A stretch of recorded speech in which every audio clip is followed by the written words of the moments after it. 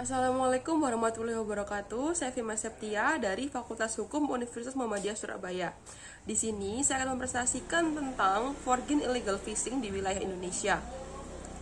Yang pertama, dalam mempermudah hubungan internasional dan memajukan penggunaan laut secara damai serta luas di wilayah laut yang ada, hal tersebut membuat Perserikatan Bangsa-Bangsa atau PBB untuk menetapkan ketentuan tertib hukum laut. Melalui United Nations Convention on the Law of the Sea 1982 atau UNCLOS, UNCLOS mempunyai peran untuk mendefinisikan hak dan tanggung jawab negara dalam penggunaan laut di dunia, serta menetapkan pedoman untuk bisnis, lingkungan, dan mengelola sumber daya alam laut. Selain menetapkan jenis dan lebar laut wilayah, UNCLOS juga mengamanatkan negara-negara melakukan kerjasama dalam pemanfaatan dan pengelolaan sumber daya perikanan yang terdapat di laut. Ketentuan ini berkaitan dengan pemanfaatan dan pengelolaan sumber daya kekayaan hayati laut. UNCLOS juga mengamanatkan kepada negara-negara melakukan kerjasama dalam perlindungan dan pelestarian lingkungan laut, kerjasama dalam riset ilmiah kelautan, dan kerjasama dalam pengembangan dan alih teknologi kelautan. Penangkapan ikan hanya diperbolehkan di wilayah ZII. Di laut teritorial, negara pantai mempunyai kedaulatan penuh dan kapal asing hanya diperbolehkan untuk lewat dengan prinsip innocent passage. Di zona tambahan, negara pantai mempunyai yurisdiksi tertentu dan kapal asing hanya diperbolehkan untuk lewat. Indonesia memiliki lautan luas sumber daya perikanan potensial untuk mendukung perekonomian negara. Namun, di sisi lain, kegiatan penangkapan ikan juga dilakukan secara ilegal. Salah satunya adalah faktor nilai ekonomis yang tinggi yang dihasilkan dari penangkapan ikan ilegal. Namun, di satu sisi, faktor tersebut menjadi kerugian yang besar bagi negara pantai. Salah satu kawasan yang marak dijadikan wilayah penangkapan ikan secara ilegal adalah di Asia Tenggara.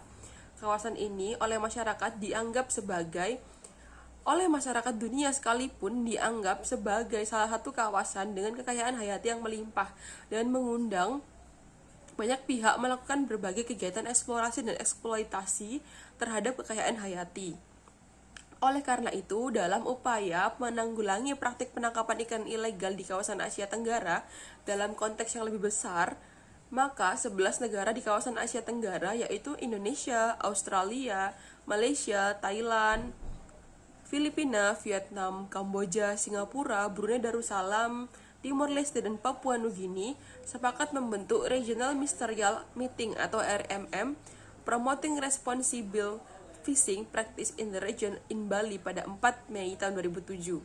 Dalam RMM dihasilkan dua dokumen, yaitu Regional Plan of Action atau RPOA to promote responsible fishing practice including combating IUU fishing in the region, atau dalam penulisan ini akan disingkat menjadi RPOA IUU Fishing dan Joint Ministerial Meeting. Tujuan dalam RPOA IUU Fishing adalah untuk mewujudkan penangkapan ikan yang bertanggung jawab melalui upaya penanggulangan praktik penangkapan ikan ilegal di kawasan Laut Cina Selatan, Laut Sulawesi, dan Laut Arafura. Wilayah laut tersebut merupakan wilayah yang tingkat pelanggarannya tinggi dibanding wilayah laut lainnya dan dijadikan focal point dalam upaya penanggulangan penangkapan ikan ilegal. Nah, kali ini kita masuk ke pembahasannya. Dalam permasalahan praktik penangkapan ikan ilegal oleh kapal berbendera asing bukan merupakan permasalahan domestik karena sifatnya telah melewati batas-batas negara dengan laut sebagai batasnya. Berbanding terbalik dengan luasnya perairan yang dimiliki Indonesia, ada negara-negara yang tidak memiliki wilayah pantai atau laut atau landlocked states atau potensi sumber daya perikanan tidak mendukung dilakukan pemanfaatan dan pengelolaan. Seperti Thailand contohnya. Thailand merupakan salah satu negara dengan tingkat permintaan ikan tinggi di Asia Tenggara. Namun, stok sumber daya perikanannya sudah berada pada ambang batas atau habis, atau dengan kata lain tidak ada daya dukung lingkungan atau DLL. Pada dasarnya, kegiatan penangkapan ikan yang dilakukan nelayan atau kapal penangkapan penangkapan ikan negara asing di perairan suatu negara pantai hanya diperbolehkan di wilayah zona ekonomi eksklusif atau ZII. Segala kegiatan penangkapan ikan yang dilakukan di luar wilayah ZII termasuk pelanggaran dan dapat dikategorikan sebagai penangkapan ikan ilegal. ZII merupakan konsep baru dalam hukum laut internasional. Sebelum lahir konsep ZII, batas terluar laut teritorial dianggap sebagai batas antara bagian laut ke arah darat, kedaulatan penuh negara, pantai, dan bagian laut ke arah luar dari batas tersebut, tempat berlaku kebebasan di laut lepas atau heksis. Setelah ditetapkannya Pranata ZII dalam UNCLOS, maka Pranata hukum dibedakan menjadi dua bagian, yaitu Pranata yang merupakan wilayah negara dan Pranata yang bukan wilayah negara. Pranata yang merupakan wilayah negara dan tunduk pada kedaulatan dan hukum nasional antara lain laut teritorial dalam air pedalaman. Sedangkan Pranata yang bukan wilayah negara, di mana negara pantai hanya diberikan kekuasaan atau yurisdiksi tertentu dan terbatas sifatnya, yaitu ZII. Di wilayah ZII, negara lain mempunyai hak mendapatkan kebebasan melakukan pemanfaatan dan pengelolaan sumber daya hayati yang terdapat di ZII, yang didahului dengan perjanjian atau kesepakatan dengan negara pantai pemilik hak berdaulat. Hak kebebasan melakukan pemanfaatan dan pengelolaan sumber daya hayati di ZII salah satunya adalah kesempatan untuk melakukan kegiatan penangkapan ikan oleh negara bendera. Kegiatan penangkapan ikan, baik dilakukan di kapal penangkapan domestik maupun kapal penangkapan asing, harus diperhatikan ketentuan mengenai jumlah tangkapan yang diperbolehkan atau JTB. Hak suatu negara menangkap ikan di perairan negara lain dibatasi oleh ketentuan ada atau tidaknya sisa dari JTB.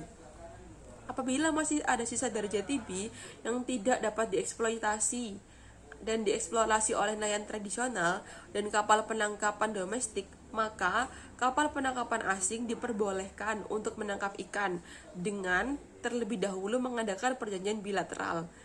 Ketentuan ini terdapat dalam pasal 62 ayat 2 dan ayat 3 dalam UNCLOS.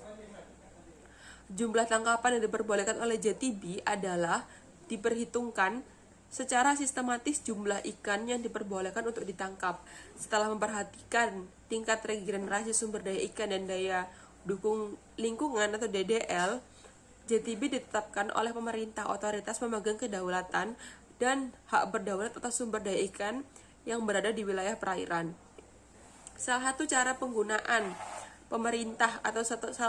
pemerintah suatu negara dalam upaya menjaga stabilitas negaranya adalah dengan giat melakukan kerjasama dengan negara-negara lain di kawasannya agar dapat bersama-sama dan secara menguntungkan menjaga wilayah masing-masing dan menjaga stabilitas wilayah negara lain dengan cara tidak melakukan perbuatan yang merugikan negara lain.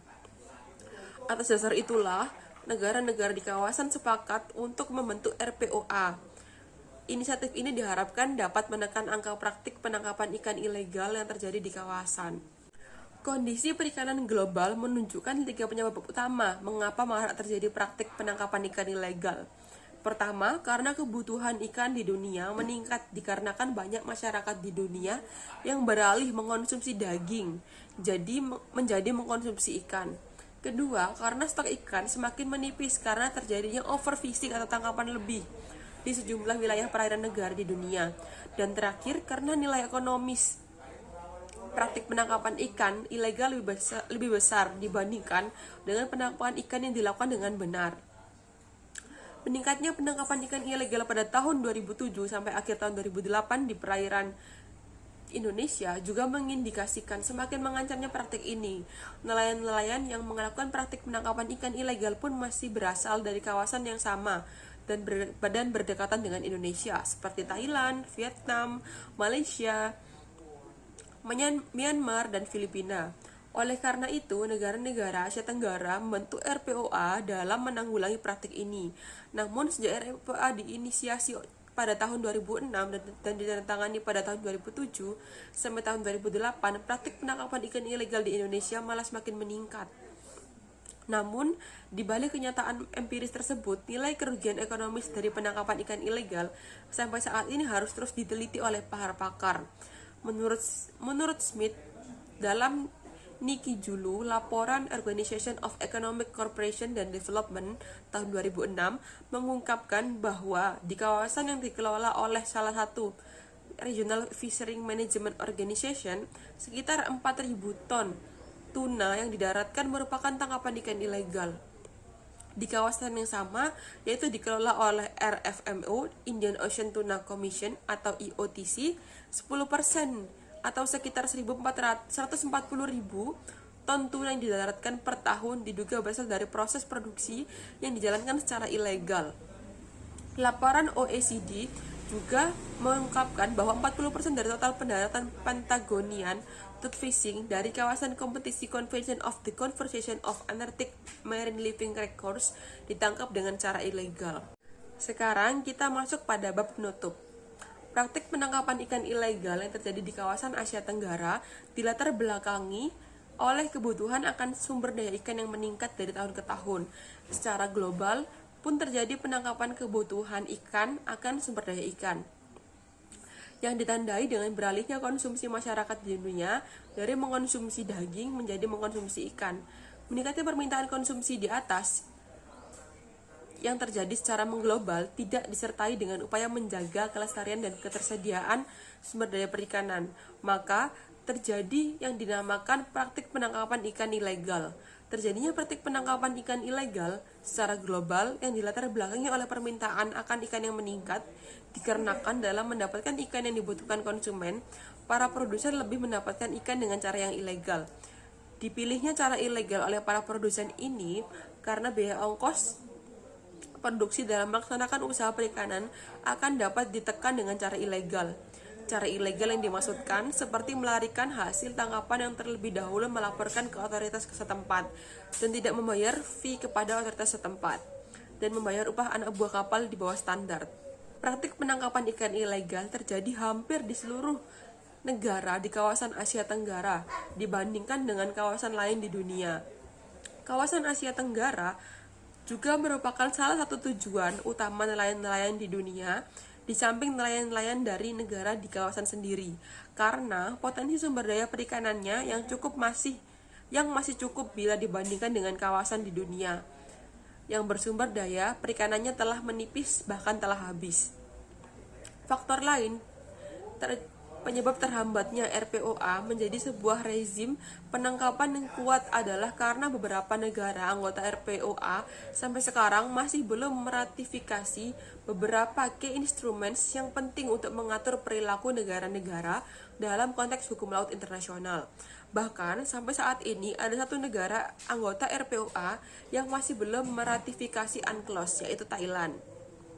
Namun, di samping delegitimasi batas wilayah laut dalam rangka mendapatkan tata laku negara-negara dalam pengaturan kegiatan penangkapan ikan, perlu diperhatikan hak-hak nelayan tradisional yang secara historis telah menjadi nelayan secara turun-temurun dari nenek moyang mereka. Hal ini dapat dilihat dari kenyataan di lapangan nelayan-nelayan tradisional Indonesia yang menjadi nelayan-nelayan ilegal di Pulau Asmor.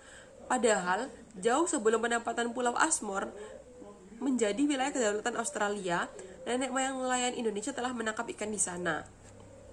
Sekian presentasi dari kami. Assalamualaikum warahmatullahi wabarakatuh.